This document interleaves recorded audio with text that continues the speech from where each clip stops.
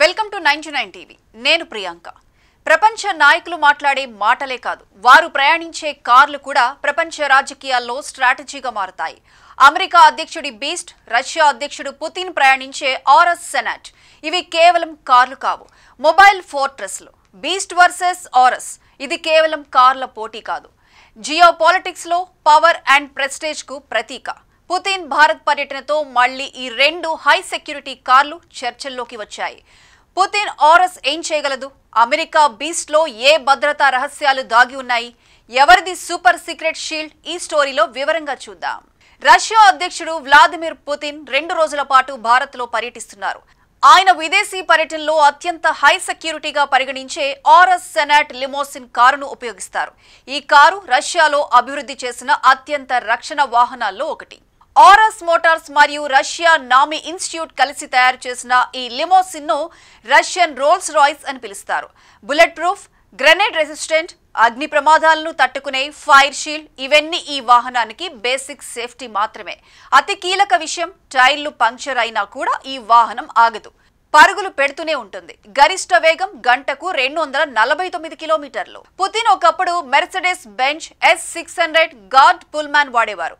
కానీ 2018లో రష్యా ప్రభుత్వ ప్రాజెక్టుగా ఆరస్ సిరీస్ ను అభివృద్ధి చేయడంతో పుతిన్ అధికారిక కారుగా సెనాట్ వచ్చేసింది. ఈ కారు సంవత్సరానికి కేవలం 120 యూనిట్లే తయారు చేస్తారు. అంతేకాదు 2024లో ఉత్తర కొరియా నాయకుడు కిమ్ జోంగ్ ఉన్ కి ఈ కారు బహుమతిగా ఇచ్చినట్లు అంతర్జాతీయ మీడియా వెల్లడించింది. ఇక అమెరికా అధ్యక్షుడి కవచం ది బీస్ట్. ఇది ప్రపంచంలో అత్యంత స్ట్రాంగ్ గా పరిగణించే అధ్యక్ష వాహనం. 2018లో జనరల్ మోటార్స్ తయారు చేసిన ఈ కారు ధర సుమారు 11.5 కోట్లు. బీస్ట్ తలుపులు ఓపెన్ చేయడానికి ఫైటర్ జెట్ డోర్లా 8 అంగుళాల బరువు ఉంటుంది. ఇది బయట అమ్మకానికి లభించదు. బుల్లెట్ ప్రూఫ్, రసాయన దాడులు, బయో టెర్రర్ అటాక్స్ ఏవి వచ్చినా బీస్ట్ కదలదు. లోపల అధ్యక్షుడి బ్లడ్ బ్యాగ్స్ నుంచి టియర్ గ్యాస్ లాంచర్లు వరకు అత్యవసర సైనిక సదుపాయాలన్నీ అమర్చబడి ఉన్నాయి.